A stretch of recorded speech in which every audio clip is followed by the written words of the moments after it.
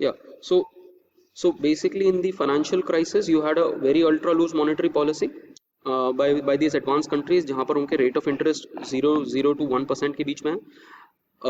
जो जो developed economy, जो इमर्जिंग इकोनॉमीज हैं, उनका रेट ऑफ इंटरेस्ट ज़्यादा है इस वक्त. So there is a lot of inflow of funds. But what happened during taper tantrum was that the US Federal Reserve started giving hint to the market. करा नहीं था, but hint देना शुरू किया था that they are going to roll back this ultra loose monetary policy. So if the ultra loose monetary policy is being rolled back, तो आपका basically क्या होगा, आपका LM curve जो होगा थोड़ा सा लेफ्ट में शिफ्ट होगा, and market will anticipate it. Even if you don't do it, market anticipate करना शुरू कर देगी ना जब फेडरल रिजर्व कोई का चेयरमैन कुछ बोलता है तो.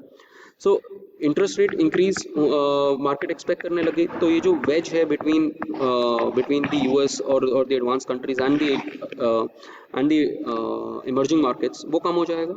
एंड बिकॉज वो कम हो जाएगा, इसीलिए फंड्स जो हैं वो यहाँ से फ्लो करना कम कर देंगे, यहाँ वापस जाना शुरू कर देंगे. And that is where you see a huge dip in the flows, in the capital flows. And this is where Raghuram Rajan came into the picture of being the RBI governor. If you see, यहाँ पर September 2013 में he took office. Okay, यहाँ तक D Subba Rao थे. So यहाँ से he made a lot of efforts in terms of currency swaps, and then outflows को कैसे regulate कर सकते हैं. Is there a question? एक सेकंड, किसी का कोई question है क्या? Okay. So because of this taper tantrum यहाँ पर फ्लोज कम हुए. फिर उसके बाद चाइना का डिवैल्यूएशन हुआ. चाइना के डिवैल्यूएशन की वजह से अगेन बेसिकली यहाँ पर you can also think of this entire period as starting of the currency war. And then you have COVID में इफ यू सी अप्रैल के अंदर एकदम से मार्केट बहुत ज़्यादा डाउन जाती है. बट उसके बाद सारी कंट्रीज ने क्या किया, what was the unanimous measure taken across all countries? Can someone tell me? In pure macro economics, क्या किया था कंट्रीज ने? इंडिया ने, एडवांस कंट्रीज ने, सारी कंट्रीज ने, what was the common measures taken? या क्या लिए होंगे? अगर पढ़ा भी नहीं तो क्या लिए होंगे? हेलो हेलो, क्या मेजर्स लिए होंगे गाइस गवर्नमेंट ने across the world? Aditi, okay, Muskan, Gayatri, Tarang, little clueless. अरे गाइस, अक्रॉस द वर्ल्ड जब कोविड आया था तो कंट्रीज ने क्या मेजर्स लिए होंगे? हमारी कंट्री ने क्या मेजर लिया? इफ यू आर फेसिंग अरे मैक्रो इकोनॉमिक्स बोल रहा हूँ, तुम पब्लिक पॉलिसी बता रही हो. मैक्रो इकोनॉमिक्स में हमने क्या पॉलिसी लिया?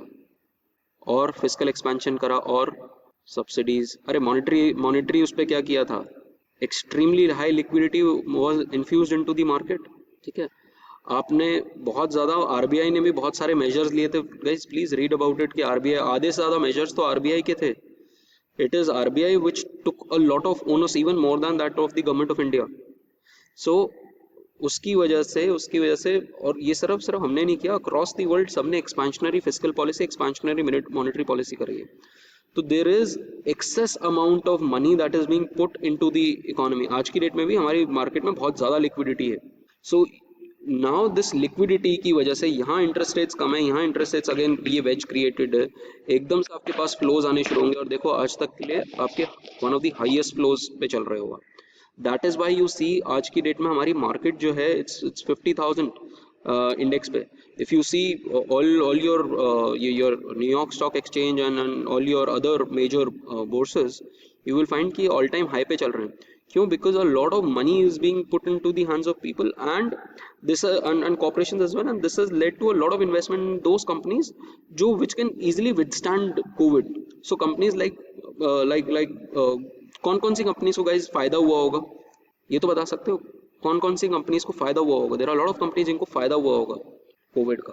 Amazon is a very good example. Amazon को एक्चुअली में बहुत ज़्यादा फायदा हुआ है. पीपल लॉकडाउन में घर बैठे बैठे सब कुछ ऑर्डर कर रहे हैं. Zoom, companies like Google edtech companies, इन सबको बहुत फायदा हुआ है.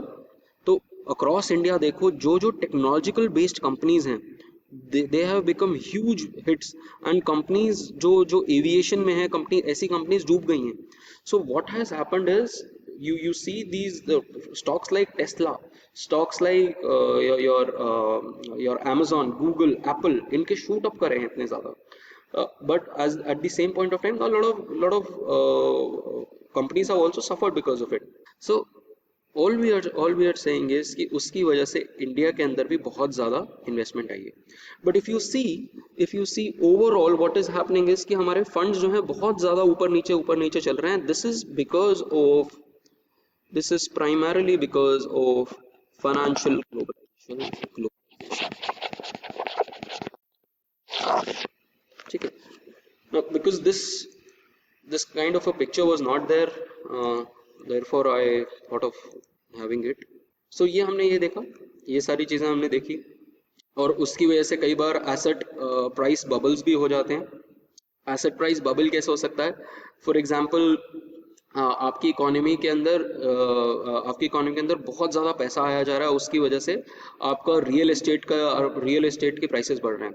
In fact I will share an article with you that I was going through yesterday.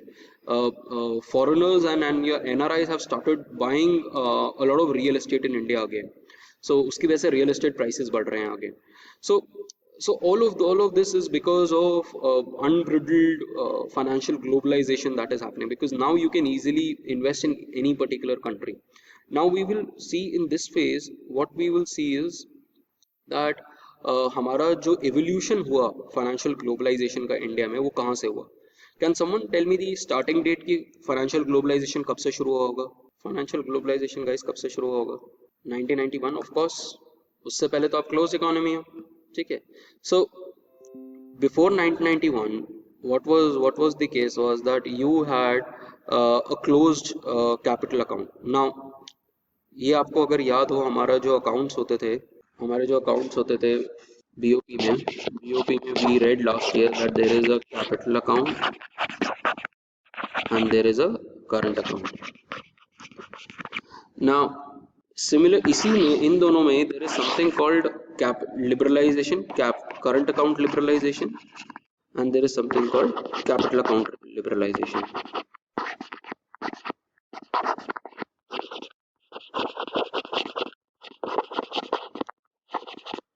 ठीक है. Now what liberalization of the BOP actually means? Can someone tell me what BOP account liberalization means? इसका मतलब क्या होगा? I'm sure you would have done currency account liberalization, capital account liberalization, कभी ना कभी तो. You might have heard about Tarapur Committee Report, Tarapur Committee Report 1, Tarapur Committee Report 2. School में 100% करा होगा. याद आ रहा है गाइस कुछ? Have you done this topic कहीं ना कहीं? Current account liberalisation, capital account liberalisation? अरे हाँ कि ना? किसी ने नहीं किया? अच्छा, very surprising. I'll explain it to you. Now let me explain what capital and current account liberalization is. Now liberalization of the BOP account basically means that you as an individual convert can convert rupees into dollar and or dollars into rupee without any permission, any permission from RBI, with no end use restriction. No end use restriction.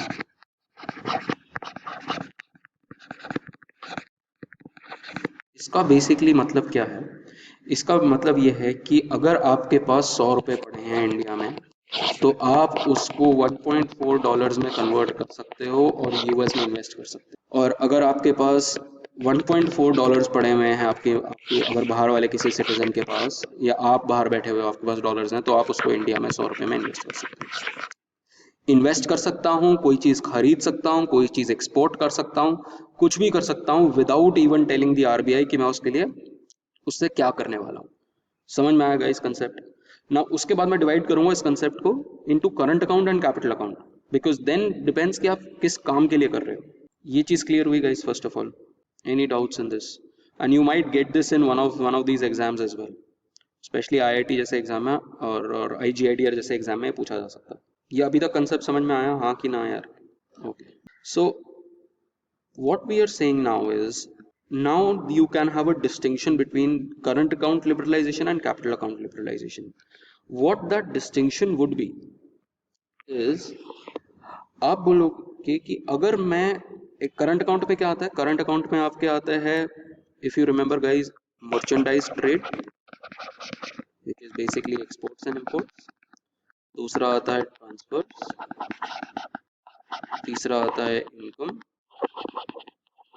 सो और चौथा आता है services. If you remember, these are the items in your current account. Now what we are saying is that अगर आप current account liberalisation कर रहे हो तो आप मार्केट ड्रिवन, दूसरी चीज ये होगी कि ये जो बीओपी होगा इसमें जो एक्सचेंज रेट होगा ये मार्केट ड्रिवन होगा. It's not fix exchange rate, market driven होगा. ठीक है.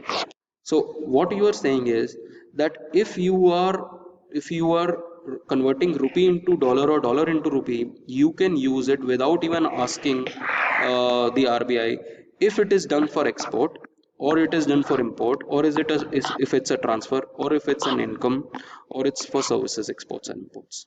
If these are the transactions, then you can do it without the RBI's permission.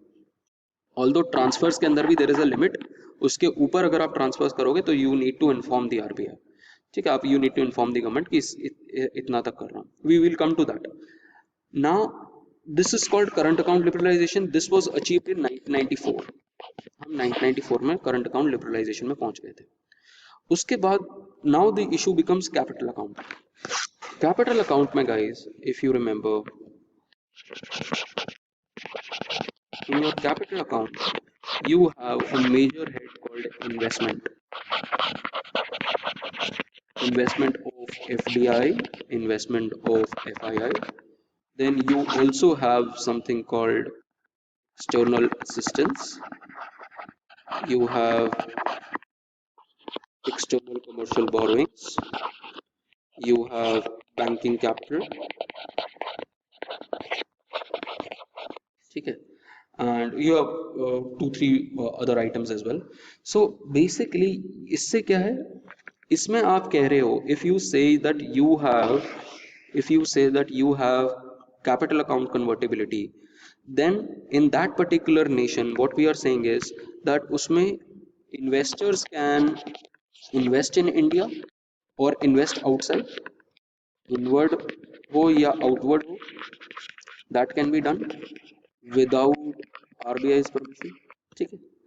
और what is also there is that you need to, अगर मुझे बाहर से बोरो करना है तो I can easily do this. ठीक है, तो मैं उसमें भी RBI को बिना बताए कर सकता हूँ. बट हमारे यहाँ पर what is the case is, हमने partial capital account liberalization, इसके अंदर आप debt instruments भी डाल दीजिए. ठीक है. सो पार्शियल लिबरलाइजेशन के, जिसमें हमने कहा है कि इनवर्ड तो आ सकता है, यस, इनवर्ड तो आ सकता है, ठीक है, बट आउटवर्ड नहीं आ सकता. आउटवर्ड के लिए आपको परमिशन की, और इनवर्ड पे भी हमने कई जगहों पे रिस्ट्रिक्शंस रखी हुई है. वी विल सी, हमने डेट पे रिस्ट्रिक्शन रखी हुई है कि मैक्सिमम इतना, ईसीबी पे रिस्ट्रिक्शंस रखी हुई है, एक्सटर्नल कमर्शियल बर्निंग्स पे.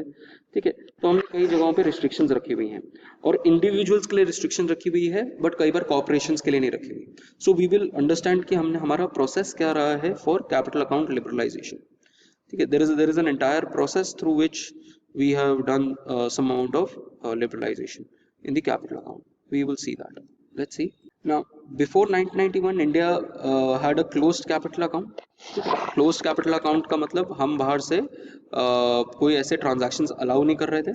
Barring trade का मतलब current account तो allowed था. All external transactions between private residents and non-residents were prohibited. Now, can you tell me what are residents and what are non-residents, guys? Can you give me an example of a resident and non-resident? Time आएगा. So all transaction between residents and non-residents like कि बाहर की companies हो सकती हैं. ठीक है, company, basically all your companies and other things are part of non-residents. Then capital movements were mostly official transactions, leaving the government of India as the only effective borrower. तो government of India he external borrowings कर रहा था, ठीक है, जितनी भी borrowings कर रहा था, एक्सटर्नल असिस्टेंस ले रहा था, जितना भी डेट ले रहा था, वो सारा गवर्नमेंट ऑफ इंडिया कर रहा था. Private entities were not allowed to do it. Now, because of BOP crisis, what happened was that we opened our economy to the private foreign capital in 1992, and ये इसलिए किया because of the stress that you were having on the saving investment gap. If you remember, हमारा जो crisis का formation था was because of the fact कि हमारा saving investment gap जो है वो explode कर गया था. We were investing too much, but we were not able to save. So to add savings to our economy, we allowed for foreign savings. So these investments are nothing but foreign savings. So to encourage foreign capital flows in the economy and reduce the dependence on foreign currency deposits by non-residents. इसमें NRI deposits भी होते हैं by the way. एक I missed it out. NRI deposits भी हैं. जो actually banking capital का सब part होता है. Then what happened was that the approach, हमारा जो कैपिटल अकाउंट का लिबरलाइजेशन का अप्रोच है वो किस तरीके से शुरू हुआ, ठीक है. एज आई टोल्ड यू 1993 के अंदर हमने करंट अकाउंट तो अपना पूरा खोल दिया था, हमने मार्केट ड्रिवन कर दिया था exchange rate. But capital account में we went very slowly, we slowly started increasing our exposure of capital account. Inflows have been liberalised before outflows. That means हम कह रहे थे कि अगर इंडिया में पैसा लेके आ रहे हो, FDI का, FII का, अगर बाहर के लोग कुछ इंडिया का बॉन्ड खरीदना चाह रहे हैं, जैसे इंडियन डिपॉजिटरी रिसीट हो गया, वो तो बेसिकली अभी आया है, बट गिविंग एन एग्जांपल, तो इनवर्ड हमें कोई दिक्कत नहीं है. But what we did was कि हम आउटवर्ड्स जो हमारा फंड है कि हम बाहर इन्वेस्ट करें, वो हमने बाद में शुरू किया. पहले हमने इनवर्ड अलाउ किया. Then non resident flows have taken precedent over resident flows, कि अगर कंपनीज कर रही हैं तो हम और बाहर के लोग कर रहे हैं तो हम उनको पहले अलाउ करेंगे एज कम्पेयर टू इंडियंस को अलाउ करने के लिए. तो बाहर के लोग, बाहर की कंपनीज जो हैं वो इंडिया में आ सकती हैं. इंडियन कंपनीज को हमने और इंडियन रेजिडेंट्स को हमने पहले प्रेफरेंस नहीं दी. And even among the residents, अगर आप रेजिडेंट्स की बात करो तो उसके अंदर भी corporations, non banking financial institutions, banks were given preference over individuals, ठीक है. तो उसके अंदर इंडिविजुअल्स को सबसे लास्ट में प्रेफरेंस दी गई है और उनके ऊपर सबसे ज्यादा रिस्ट्रिक्शंस हैं as compare to banks. Banks can easily buy bonds from outside, banks can your financial intermediaries, companies can easily ECB से आप पैसा उठा सकते हो.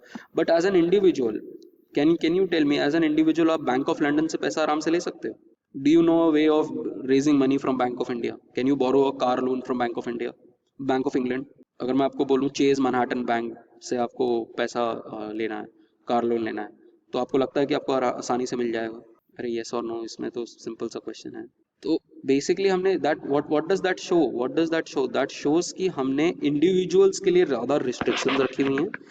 अगर एज अ कंपनी, अगर आपकी कंपनी होती तो आप आराम से एक्सटर्नल कमर्शियल बोरोइंग्स बाहर से ले सकते थे. Certain norms you have to meet and you can easily raise funds from the external market. Those are called external commercial borrowings. And उसमें भी, और उसके बाद the other thing that we did, we opened up our equity figures ahead of our debt. तो basically हमने कहा कि आप डेट, हम अपनी डेट मार्केट तो आज तक आपने बहुत ज़्यादा क्लोज रखी हुई है. इनफैक्ट लास्ट बजट के अंदर गवर्नमेंट ऑफ इंडिया ने कहा कि हम डेट मार्केट को ओपन करना चाह रहे हैं, बट ओवरऑल आपने इक्विटी पे ज़्यादा फोकस किया है. सो दिस इज व्हाट, यही मैंने यहाँ पर पूरा अप्रोच लिखा हुआ है, that inflows before outflows, non resident before resident, among the residents corporates before NBFCs, banks before individuals, and equity before debt. These points are written here. Then unlike most developing countries, India का reasonably equity market reasonably developed था. And उसके बाद we shift for cheaper options for external finance. तो इसीलिए हमारे पास थोड़ा जो पैसा आया उसकी वजह से we were able to finance our जो हमारा सेविंग इन्वेस्टमेंट गैप था, हमने उसको फाइनेंस करने की कोशिश करी through the cheaper option that was available outside. What you can do, guys, is just read the recommendation of Tarapur Commission Report 1. go through them. It will help you a lot in understanding the overall pattern of opening up of the economy. Tarapur 1 was in 1997, Tarapur 2 was in 2005. Now India का जो strategy रहा to open its macro economic to open its macro economy was basically to avoid another crisis. हम नहीं चाहते थे कि हमारा crisis या तो बीओपी पे हो या हमारा क्राइसिस फिस्कल डेफिसिट को लेके हो, क्योंकि 1991 का crisis was basically because of these two crisis, twin deficit, current account deficit and fiscal deficit, ये दोनों आपके एक्सप्लोड कर गए थे ना। इट्स स्ट्रैटेजी, जो हमारा स्ट्रैटेजी था वो फर्स्ट आर्टिकुलेट किया गया हमारा तारापुर कमेटी 1 रिपोर्ट में and then restated in Tarapore 2। और हमारा हमारा ऑब्जेक्टिव क्या था? Our objective was to balance कि कंट्री को बाहर से कितने फंड्स की जरूरत है, countries foreign capital needs, while ensuring कि बीओपी की सस्टेनेबिलिटी भी रहे। ऐसा ना हो कि आपकी कंट्री के अंदर you are borrowing a lot of debt और फिर वो डेट कैपिटल अकाउंट में आप डेट भी तो ले सकते हैं, कैपिटल अकाउंट में डेट का एलिमेंट है, आपने अगर डेट कर दिया तो आपको डेट सर्विसिंग की प्रॉब्लम हो जाएगी। Can you give me an example कि डेट वर्सेस इक्विटी में प्रॉब्लम क्या आएगा, डेट वर्सेस इक्विटी में क्या प्रॉब्लम आएगा? What will be the problem in debt guys? Paying fixed return in case of debt, okay Pallavi, and equity के case में, sorry Priyanka, equity के केस में क्या होगा? No, not ownership problem. अरे अगर आप डेट, अगर आप if you have bought up this thing equity, तो इक्विटी के केस के अंदर, इक्विटी के केस के अंदर तो आपने किसी कंपनी का एक कुछ शेयर्स खरीद लिया ना, तो no one, government of India liable थोड़ा ना, उसमें तो आपको शेयर मार्केट अगर उसका शेयर अच्छा करेगा तो you will get a return. But debt के केस में अगर आपने डेट ले लिया तो उसके बाद तो पहली बात तो वो तो एक लोन ले लिया आपने, और लोन ले लिया तो उसकी लोन का आपको प्रिंसिपल भी देना है और उसकी, और उसके बाद उसका क्या कहते हैं इंटरेस्ट भी चुकाना है। एंड हो सकता है उस टाइम पे डिवैल्यूएशन हो जाए, आपकी आपकी कंट्री, आपकी करेंसी डिप्रिशिएट कर जाए। आपने बोरो किया था 70 रुपीज़ पे और dollar by the time you went ahead to repay your loan, dollar 100 rupees का हो गया, तो आपकी तो लाइबिलिटी बढ़ गई ना उस केस में। तो यू आर बेसिकली सेइंग कि आपका जो रीपेमेंट है वो भी बढ़ जाएगा। सो इसकी वजह से बहुत ज़्यादा इसकी वजह से बहुत क्या होता है, इसकी वजह से बहुत ज़्यादा अनसर्टनिटी भी आ जाती है इसके अंदर, and then you are possible है कि आपका बैलेंस ऑफ पेमेंट अनसस्टेनेबल हो जाए। So both these two reports said that the key to dismantle these capital account transactions with achievement of macroeconomic objectives, क्या ऑब्जेक्टिव्स होने चाहिए? एक तो आपका इन्फ्लेशन लो होना चाहिए, आपका फिस्कल कंसोलिडेशन होना चाहिए, आपको फिस्कल डेफिसिट ज़्यादा नहीं होना चाहिए, और मॉनेटरी एंड फिस्कल सेपरेशन होना चाहिए। तो ये तीन बेसिकली पैरामीटर्स बोले कि अगर आपका इन्फ्लेशन जो है 3 to 4% के बीच में, अगर आपका फिस्कल डेफिसिट जो है वो अराउंड 3% से कम है, तो बेसिकली आप कह रहे हो कि आपके पास, आप ज़्यादा बोरो नहीं कर रहे डोमेस्टिकली, एंड आपका इन्फ्लेशन ज़्यादा नहीं है कंट्री में, क्योंकि अगर इन्फ्लेशन बहुत ज़्यादा हो जाएगा देन अगेन आपकी कंट्री का डिप्रिसिएशन होना काफ़ी लाइकली हो जाता है। सो उसके अंदर अगेन आपकी लाइबिलिटी बढ़ सकती है। And monetary and fiscal separation का मतलब कि RBI is a separate entity and there is something called fiscal dominance ना हो मॉनेटरी पॉलिसी के अंदर, ठीक है। सो इन द सेंस कि आपका ऑटोमेटिक डेट मोनेटाइजेशन ना हो, to be putting it in technical terms, there is something called कि आपको जितना डेट है उतना आरबीआई करेंसी प्रिंट कर दे, this is called automatic debt का मोनेटाइजेशन। सो डेट मोनेटाइजेशन ना हो, सो ये तीन कंडीशंस अगर फुलफिल हो जाएंगे then slowly you can actually open up your capital account. So therefore our entire process of capital account liberalization has been very slow and as an evolving process, and this has been the case as uh, this has been the case in all countries, ठीक है। सो हमारा जो cautious approach रहा है opening foreign investment, तो उसके अंदर बाकी सारी कंट्रीज ने भी ऐसा ही प्रोसेस करा है। The cautious opening of foreign investment to domestic debt market echoes the country's slow progress in fiscal consolidation and strong dependence on domestic banking system for at a reasonable cost। तो आपने government date में तो बिल्कुल allow नहीं किया, government date में I think सिर्फ $5 billion तक अलाउड है, ठीक है, but government is now trying to change this. Government is actually trying to have more investment of foreign institutions into government debt. we'll talk about it at the end. ठीक है कि ये क्या चल रहा है then. अच्छा, so in the early phase of liberalization what was happening in early 90s, what was happening कि हमारा fiscal deficit huge था, और वो फिजिकल डेफिसिट कैसे फाइनेंस हो रहा था? Through financial repression. What financial repression basically means is that ये पूरा फिजिकल डेफिसिट कौन फंड कर रहा था? एक पब्लिक सेक्टर बैंक्स फंड कर रहे थे, पब्लिक सेक्टर इंस्टीट्यूशंस फंड कर रहे थे, and automatic monetisation of debt हो रहा था. बेसिकली जो जो जितना भी रह जाता था वो आरबीआई प्रिंट कर देता था, उसको आरबीआई लोन दे देता था. ठीक है, सो ये जो है ये हमने 1997 में ऑटोमेटिक मोनेटाइजेशन ऑफ डेट को हमने बंद कर दिया था. 1997 में there was something called ad hoc treasury bills, वो हमने बंद कर दिया था.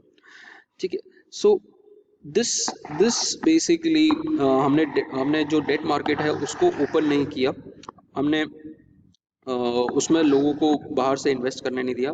हमने अपना डोमेस्टिक इकोनॉमी जो फिजिकल डोमिनेंस है वो हमने अचीव करने की कोशिश करी, एंड इंक्रीजिंगली फॉरेन पार्टिसिपेशन धीरे धीरे हमने इंक्रीज करने की कोशिश करी. So this was all about the opening up of the market.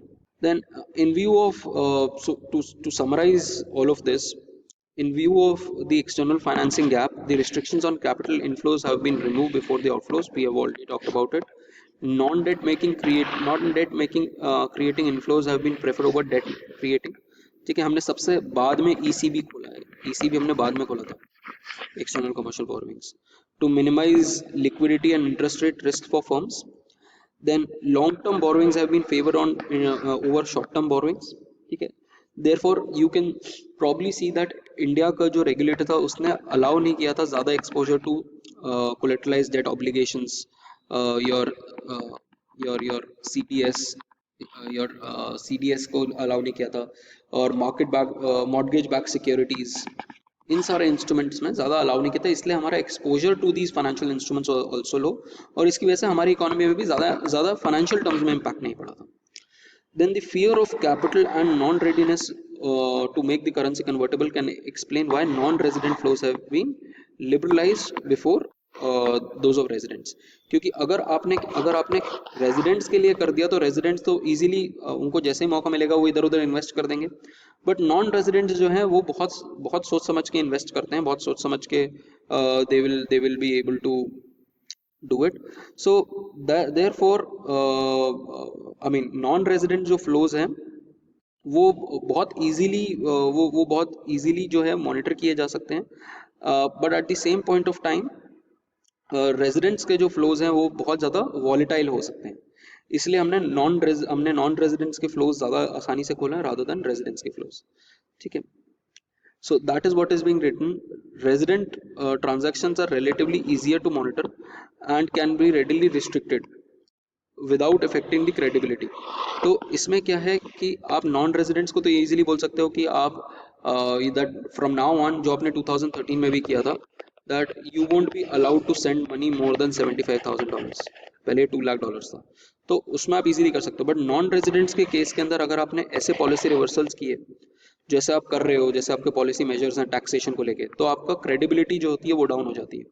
ठीक है, one of the examples is कि हमारा जो एक इकोनॉमिक सर्वे में भी एक चैप्टर है विच टॉक्स अबाउट कि हमारा जो पॉलिसी रेगुलेशन है दैट इज नॉट सर्टन नहीं है. ठीक है, उसकी वजह से हमारा जो ईज ऑफ डूइंग बिजनेस है और the way that the government of India works is not very credible. So उसकी वजह से हम एक डैमेजिंग इम्पैक्ट पड़ता है हमारी इन्वेस्टमेंट ग्रेड के ऊपर. Then okay, even after successful liberalization process the capital account has remained not fully open and debt flows are tightly managed. ये $5 billion के अराउंड ही है. एंड द प्रॉब्लम इज कि अगर आपने बहुत ज़्यादा कैपिटल इनफ्लोज कर दिए, सो व्हाट हैपेंस इज उसकी वजह से there can be over heating of the economy and create asset price bubbles. जैसे मैंने आपको बताया कि बहुत ज़्यादा डॉलर्स इंडिया में आ रहे हैं. ठीक है, इंडिया में लिक्विडिटी बहुत ज़्यादा हो गई. अगर लिक्विडिटी हो गई तो ये liquidity will find resources. So real estate is one resource जहाँ पर ये लिक्विडिटी जा सकती है, और उसकी वजह से इसका एसेट प्राइस बढ़ सकता है. यू ऑल्सो सी बिटकॉइन का एसेट प्राइस आज की डेट में बहुत ज़्यादा बढ़ रहा है. क्यों? क्योंकि मार्केट में लिक्विडिटी. बिटकॉइन का प्राइस क्या चल रहा है गाइस, एनी आइडिया? एक बिटकॉइन का प्राइस क्या चल रहा है, किसी को आइडिया नहीं? अरे 4000 कहाँ पहुंच गए, इतना कम। किसी को डॉलर दिख रहा है क्या? मुझे दिखाई नहीं दिया। ओह यार, कैन यू सी 37,000, 40,000 था बीच में ये रहा। वही कहूँ कि मैंने 40,000 देखा है अभी जनवरी में। सी इट एज 5 years, ये देखो, and can you see this period कहाँ से 2000 बीच में बहुत हिट किया था। यहाँ पर ये $1000 का था, तभी बहुत ज़्यादा पॉपुलर चल रहा था। एंड सी दिस, ये it was somewhere around 6,000 7,000 and it reach 40,000। क्यों हुआ होगा यही सेम चीज़? What is that? This is asset price bubble है, लिक्विडिटी बहुत ज़्यादा मार्केट में है, there are only limited number of bitcoins, you can easily earn a lot of money. So that is how this is happening. ये asset price bubble इस तरीके से आपका जनरेट होता है। So if we see if we see regulation जो है हमारा वो डेट फ्लोज के अगेंस्ट है बहुत ज़्यादा। एंड डेट फ्लोज के अगेंस्ट कैसे है? Foreign investment participation in government debt government bond market is capped, this is I think around $5 billion, check, ठीक है। And Indian corporation can borrow abroad at a minimum maturity and maximum rate of interest. These vary depending on the perceived need. तो basically जो external commercial borrowings है वो आप minimum कुछ period के लिए देख सकते हो। यू नीड टू सी कि वो सिक्योर्ड हो, यू ऑल्सो नीड टू सी कि उसका इंटरेस्ट रेट क्या है, ठीक है। सो रिफॉर्म प्रोसेस जो है हमारा बहुत ग्रेजुअलिज्म से चला है। Then it is often said कि हमारा जो प्रोसेस है बहुत ज़्यादा स्लो है और बहुत ज़्यादा ग्रेजुअल रहा है। बट इफ़ यू सी जितने भी OECD कंट्रीज़ हैं, इन्होंने भी एडवांस इकोनॉमीज़ हैं, इन्होंने भी 20 से 25 साल लगाए हैं to utilise fully their capital accounts.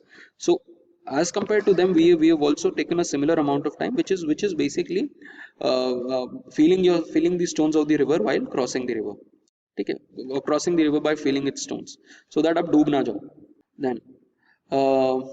Then there are a number of indexes for basically measuring your openness, and इसी में चिन I2 इंडेक्स है which basically says कि हमारा फाइनेंशियल डिग्री ऑफ ओपननेस जो है बहुत कम है, ठीक है।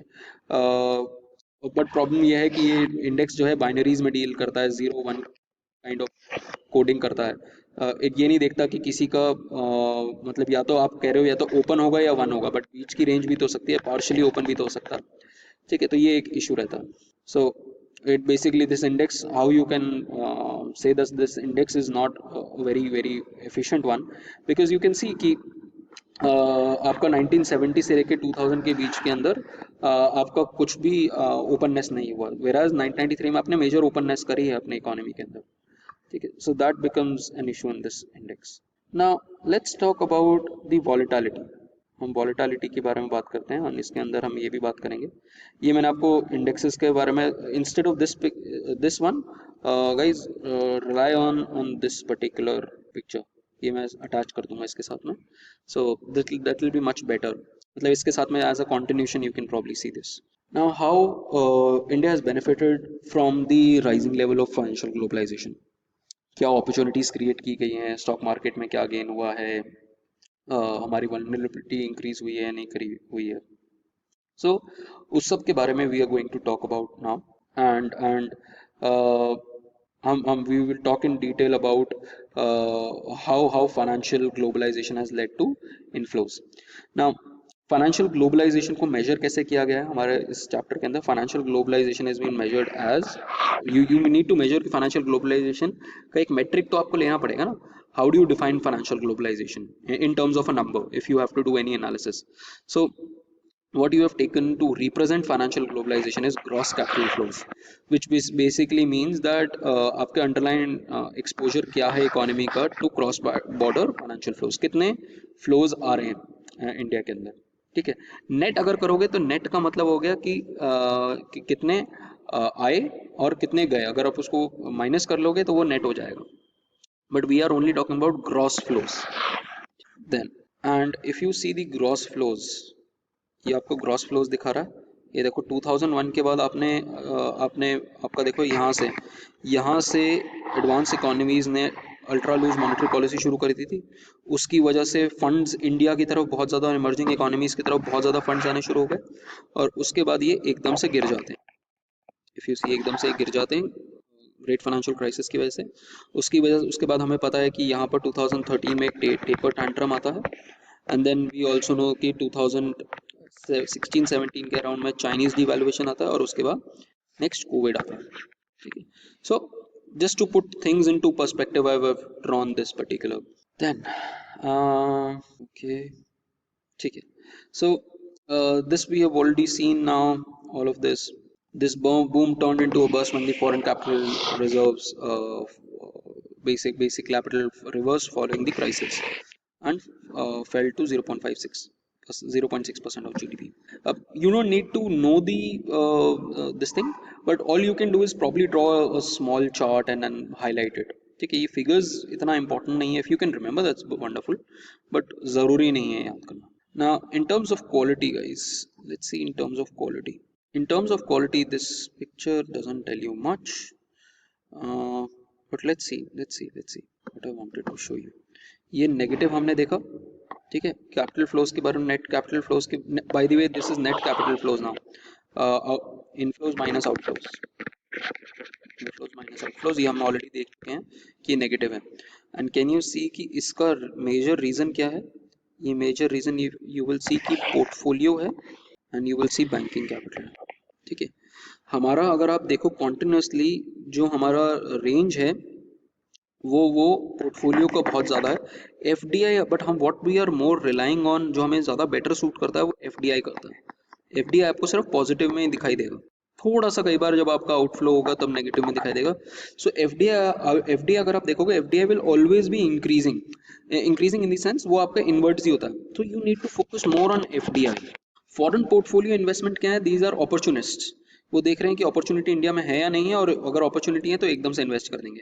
And there boy you see कि इसके अंदर जो वेरिएशन है, पॉजिटिव ज़्यादा हो गया, नेगेटिव हो गया, नेगेटिव हो गया, नेगेटिव हो गया, फिर पॉजिटिव हो गया, पॉजिटिव हो गया, फिर पॉजिटिव हो गया. एंड इफ यू सी 2020 तो आपको बहुत ज़्यादा पॉजिटिव, और उससे पहले मार्च में बहुत ज़्यादा एकदम से नेगेटिव, मार्च अप्रैल में. So can you see the volatility, can you understand this part की एफपीआई जो होगा वो बहुत ज़्यादा वॉलेटाइल होगा. Are you able to connect to this point? ये समझ में आया guys? This is one of the toughest chapters of Indian economy, क्योंकि इसके अंदर बहुत ज़्यादा मैक्रो इकोनॉमिक्स है, and there are lot of interrelated concepts. समझ में आया कि नहीं आया यहाँ तक? सो वी कैन सी कि हम एफडीआई पे अगर फोकस करेंगे तो बेटर रहेगा, और आपको कहीं भी आपको लोन अमाउंट आपको कमी दिख रहा होगा कि हम ज़्यादा लोन्स पे डिपेंडेंट नहीं रहते हैं. बैंकिंग कैपिटल रहता है. ये जो आपको लोन्स दिख रहे होंगे वो लोन्स सारे के सारे यूजली इनवर्ड लोन्स ही होंगे, क्योंकि ये सारे के सारे ईसीबीज हैं, एक्सटर्नल कमर्शियल बोरोइंग्स हैं. आपको ये पॉजिटिव एरिया में दिखाई देगा, बट ये गवर्नमेंट के नहीं है, ये सारे के सारे प्राइवेट एंटिटीज़ के. चलो, let's see how India has benefited. So if we dissect the quality of foreign capital entering India, portfolio and loans are relatively more volatile. आपने देख लिया कि ये ज़्यादा volatile है, and dominate more than 2/5 share of the net capital. तो portfolio और loan जो है वो ज़्यादा volatile है, और 40% जो है आपका फ्लोज का वो है. स्टेबल फ्लोज जो है वो एफडीआई है, और वो 30% है. बेसिकली यू आर सेइंग कि इसका कोएफिशिएंट ऑफ वेरिएशन बहुत ज़्यादा हाई है, इसका कोएफिशिएंट ऑफ वेरिएशन जो है लो है. Now then how has India benefited? Basically जब से आपने फाइनेंशियल ग्लोबलाइजेशन करा है तब से आपका हाई ग्रोथ रहा है, इन्फ्लेशन आपका लो एंड स्टेबल ही रहा है, रेट ऑफ इंटरेस्ट जो है वो भी आपका मॉडरेट हुआ है, एंड आपकी इकोनॉमी जो है ऑलमोस्ट ट्रिपल कर गई है, because of this financial globalisation, और because in the era of financial globalisation आपका जीडीपी ग्रोथ रेट बहुत इंक्रीज किया है. So all of this is there. उसके बाद एक मॉडरेशन हुआ है after 2007-2008, that is across the world. So if you see here, हमारा देखो कितना ज़्यादा वेरिएशन रहता था इन्फ्लेशन के अंदर, देखो कितना ज़्यादा वेरिएशन रहता था. सी जीडीपी की जो वेरिएशन थी वो लो चले जा रही थी, एंड अब थोड़ा स्टेबलाइज हुई है. ठीक है, इंटरेस्ट रेट्स भी were extremely volatile. If you see interest rates अब थोड़ा स्टेबलाइज हो गए हैं. तो what you are saying is financial openness के साथ में आपके बाकी सारे पैरामीटर्स भी थोड़े बहुत मॉडरेट किए हैं, एंड ऑफ कोर्स आपका इन्वेस्टमेंट रेट तो बड़ा ही है. You can note this down. FPI limits आज की डेट में भी there are certain FPI limits, foreign portfolio investment.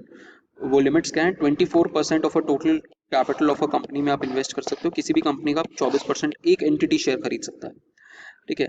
N individual entity can invest up to 10% of a total capital, ठीक है. इंडिविजुअल्स के ऊपर एक इंडिविजुअल एंटिटी के बारे में. So what has happened, external funding की वजह से हमारा शेयर इंक्रीज हुआ है, उसकी वजह से हमारा इन्वेस्टमेंट इंक्रीज हुआ है. We are the 9th largest recipient of FDI. This is not mentioned here. So in 2000 financial year 2020 it was $50 billion, ठीक है. एंड टॉकिंग अबाउट इन्फ्लेशन जो है हमारा स्टेबलाइज था between in this period, but उसके बाद मुखर्जी स्टिमुलस हुआ, उसके बाद हाई इन्फ्लेशन हो गया, और 2014 के बाद लोअर इन्फ्लेशन इसलिए हुआ क्योंकि ऑयल एंड लोअर डिमांड की वजह से इन्फ्लेशन लो हो गया. सो that's just insight into inflation. But what we need to take back as a conclusion is that there is little evidence that there is a disciplining effect of financial globalization on macroeconomics. So ऐसा नहीं है कि क्योंकि आपने capital account open कर दिया इसलिए आप फिस्कल डेफिसिट को बहुत ज़्यादा कंट्रोल करने की कोशिश करो, इन्फ्लेशन आपका पूरा कंट्रोल में है. सो वॉलेटिलिटी अभी भी है. So there is little evidence to support कि फाइनेंशियल ग्लोबलाइजेशन हो जाएगा तो उसकी वजह से आपका मैक्रो इकोनॉमिक डिसिप्लिन अपने आप आ जाएगा. That's not true. And what we have also seen is that because of financial globalisation it has led to higher volatility in the Indian economy of output price and interest rates. And basically when you say that there is higher volatility, you are saying that there is synchronisation of Indian business cycle with global one. तो globe में अगर global cycle में अगर boom चल रहा है तो India में भी बूम चल रहा होगा. अगर ग्लोबल साइकिल के अंदर बस चल रहा है, रिसेशन चल रहा है, तो इंडिया में भी रिसेशन चल रहा होगा. So we our fates are now linked to the external economy or the global economy. Then let's talk about equity market जो है, we talked about equity market and bond market. Equity market में हमने depth भी open करी है, depth भी increase करी और लिक्विडिटी भी इंक्रीज करी. बेसिकली हमने बहुत सारे इंस्ट्रूमेंट्स में उनको अलाउ कर दिया आने के लिए, एंड हमने कहा कि आपको जितना फंड लाना है उसमें आप फंड्स भी बहुत सारे ला सकते हो. सो हमने इक्विटी मार्केट काफ़ी ओपन करी है. बट जो हमारी बॉन्ड मार्केट है, हमने बॉन्ड मार्केट जो है वो ज़्यादा ओपन नहीं करी है, ठीक है. हमने उसको रिस्ट्रिक्ट किया हुआ है. Let's see this. So uh, the base is wider when we talk about this thing. India's bond market is mostly closed to foreign investors who hold only under 5% of public debt stock, which is not very liquid. ठीक है, आसानी से आप पैसा निकाल नहीं सकते उसके, और it is underdeveloped. आपने ज़्यादा इंस्ट्रूमेंट्स नहीं उसमें रखे हुए हैं. Whereas the government bond market in बाकी जो गवर्नमेंट बॉन्ड मार्केट है वो काफ़ी डेवलप्ड है, ठीक है. कॉर्पोरेट डेट मार्केट जो है इंडिया में वो डेवलप नहीं. So you need to understand these two things. हमारी जो डेट मार्केट है उसका डेवलपमेंट का मतलब क्या होता है? उसका डेवलपमेंट का मतलब है कि आपके पास बहुत सारे इंस्ट्रूमेंट्स हैं अलग अलग लिक्विडिटी के ऊपर, and it is open to invest. Transaction easy है. डेट मार्केट आपकी दो ही तरीके की होगी. डेट मार्केट या तो गवर्नमेंट की होगी या डेट मार्केट कॉर्पोरेट की होगी. कौन लोन लेगा? या तो कॉर्पोरेट्स लोन लेंगे या गवर्नमेंट लोन लेगा. When we are talking about debt market का ये मतलब नहीं है कि आप बैंक से जाके वो ले रहे हो, ठीक है. डेट बैंक से भी ले सकते हो, but when you talk about overall debt market तो आप डेट इंस्ट्रूमेंट्स इशू करके can you issue debt instruments like bonds. आपने बॉन्ड इशू कर दिया, शेयर नहीं बॉन्ड इशू करना है आपको. तो गवर्नमेंट की जो डेट मार्केट है, उसकी गवर्नमेंट बॉन्ड की जो मार्केट है वो 30% ऑफ GDP है. वो काफ़ी अच्छी डेवलप मार्केट है. बट इस मार्केट के अंदर foreign players are not allowed. Foreign players जो है उसमें अलाउड नहीं आता. कॉर्पोरेट डेट मार्केट जो है वो सिर्फ 3% ऑफ GDP है, और हमें इसको डेवलप करना है so that corporates can buy people can buy bonds of corporates easily, ठीक है.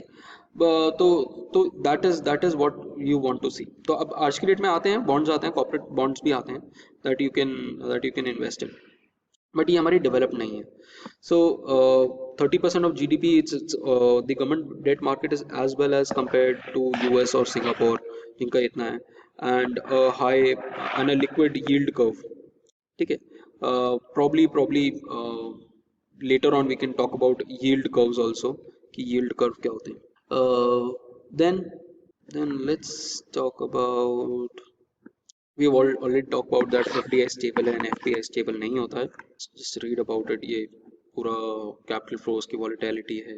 Then what we are going to talk about is in the last part is how to manage this entire issue, how to manage our capital flows, because we have something called as your trilemma of macroeconomics, which is also called as impossible trinity.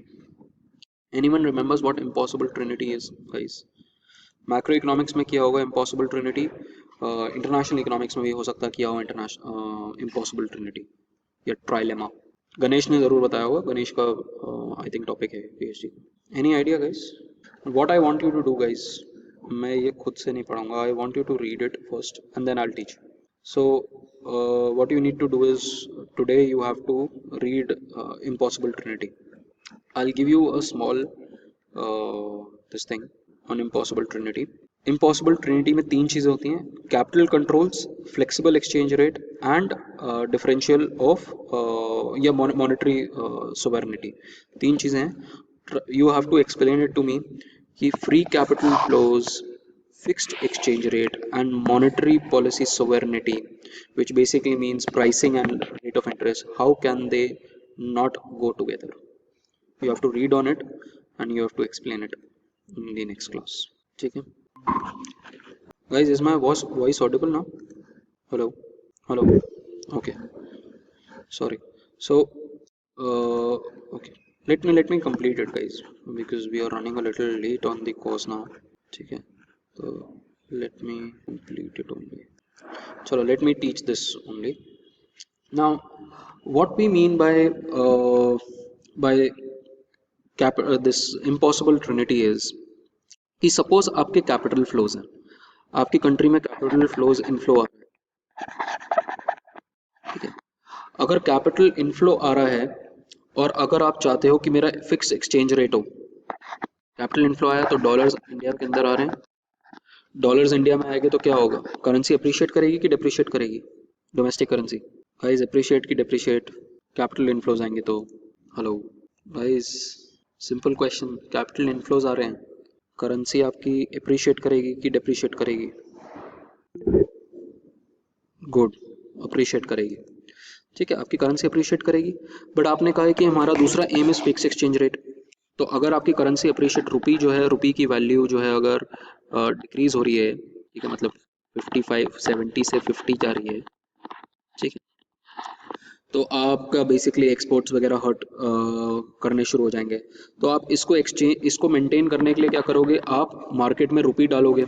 रुपी अगर market में डालोगे, रुपी की supply increase करोगे और dollar खरीद लोगे, तो basically क्या होगा? उसकी वजह से इन्फ्लेशन हो जाएगा, प्राइसेस इंक्रीज हो जाएंगे, इंटरेस्ट रेट गिर जाएगा.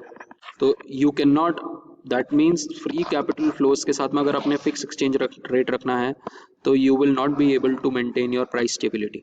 ठीक है, आपका प्राइस स्टेबिलिटी, यू इन्फ्लेशन हो जाएगा, you will not be able to maintain it. So this is what we are saying, that free capital flow movement, fixed exchange rate and monetary policy to in going towards only domestic objectives we will not be able to do this. So a partial capital, closed capital account and a reasonable absorptive capacity, that is current account deficit, enables the resolution of the trilemma. तो हमारा approach क्या रहा है कि हमने capital flows को पूरा नहीं खोला, पार्शियल फ्लोज रखे, एंड हमने जो बाहर से जो डोमेस्टिक एब्जॉर्प्शन होता है, जो बाहर से जो करंट अकाउंट में जो पैसा आता है, उसको भी हमने रेगुलेट करने की कोशिश करी है कि वो ज़्यादा ना हो. सो इस तरीके से हमने इस ट्राइलेमा को मैनेज करने की कोशिश करी है टू अचीव, और the inability to achieve. Trilemma क्या होता है? Inability to achieve 3 goals: free capital movement, fix exchange rate and monetary policy devoted towards domestic objectives. ना हमारे जो कंट्रोल्स हैं वो कौन कौन से रहे हैं? डेट इनफ्लोज पे हमारा कंट्रोल रहा है, to maintain the foreign and interest rate wedge, controls to calibrate capital flows, short term capital flows को हमने discourage किया है. Then apart from that, we've been balancing our exchange rate and price stability. हम exchange rate को completely open exchange rate नहीं कर दिया है, हम fixed exchange rate पे नहीं है. We have moderated our exchange rates. We are into dirty floating, ठीक है. एंड देन बेसिकली हम तीनों ही चीज़ें कर रहे हैं. हम तीनों चीज़ों में थोड़ा थोड़ा कॉम्प्रोमाइज़ कर रहे हैं. हमने कैपिटल अकाउंट्स भी पूरे नहीं खोले, हम फ्लेक्सिबल एक्सचेंज रेट पे भी चल रहे हैं, और हम differential rate of interest and price stability हमने रेंज बना रखी है प्राइस स्टेबिलिटी की एंड इंटरेस्ट रेट्स की. सो उन तीन चीज़ों की वजह से हमने तीनों में थोड़ा थोड़ा रिलैक्सेशन करा है, और उस तरह से हम मैनेज कर रहे हैं अपना total capital flows. So capital controls, how to manage capital flows, capital controls, flexible exchange rate and differential interest rates and price stability इस तरीके से. Then okay, just read this, just read these points. So explicitly stated, active capital account management based on encouraging not debt creating and long term capital flows, हमारी ये policy रही है. Multiple instruments use कर रहे हैं हमने, ठीक है, फॉर प्राइसिंग कि इकोनॉमी के अंदर जो लेवल ऑफ इन्फ्लेशन है वो ज़्यादा ना जाए. हमारे पास बहुत सारे इंस्ट्रूमेंट्स हैं, SLR, CRR, bank rate, repo rate, reverse repo rate, liquidity adjustment facility, and there are multiple moral suasion, there are multiple instruments that we have at our disposal for all of this. Then allowing short term debt for trade transactions, हमने सिर्फ short term debt जो allow किया है वो सिर्फ LCs and BCs के लिए किया है, bank credit and letter of credit के लिए. देन हमने ओरिजिनल सिन क्या होता है मैक्रो इकोनॉमिक्स में, original sin is basically that you will not borrow, original sin is basically excessive borrowing foreign currency by domestic entities. तो जब आप बहुत फॉरेन करेंसी में बोरो कर लेते हो बहुत ज़्यादा, specially the government of India अगर बोरो कर लेती है, that is called as the original sin, क्योंकि again now your debt amount depends on कि फॉरेन करेंसी की वैल्यूएशन क्या है. अगर वो ज़्यादा वैल्यूएशन हो गई तो आपका डेट इंक्रीज हो जाएगा.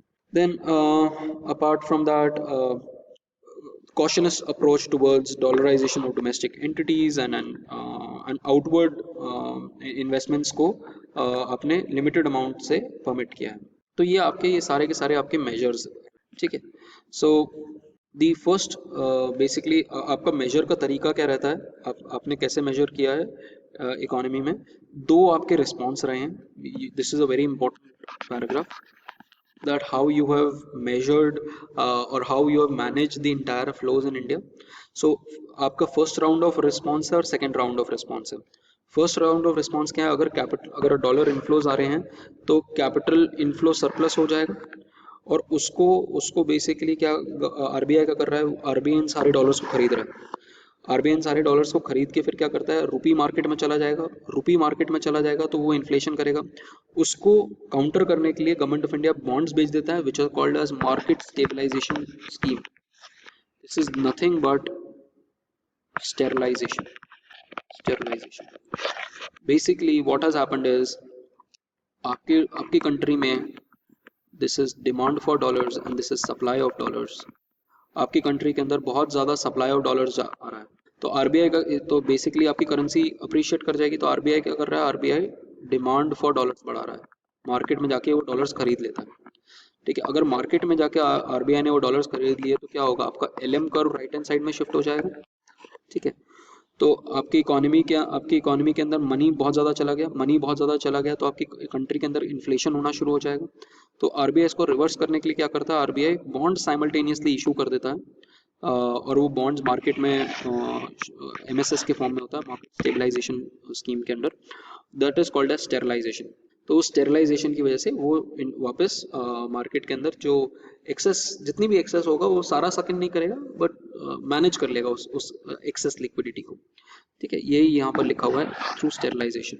देन और फिर सेकंड इम्पैक्ट क्या होता है कि सेकंड इम्पैक्ट इज कि आप फॉरेन एक्सचेंज को पूरा रेगुलेट नहीं करोगे, उसको आप फ्लेक्सिबिलिटी मेंटेन करने की कोशिश करोगे. तो दिस आप ऐसा नहीं करोगे कि ये 70 था तो उसको 50 आने दोगे, आप इसको 65 या 60 तक रहने दे सकते हो. सो एक्सचेंज रेट फ्लेक्सिबिलिटी के अंदर भी you can deal with it.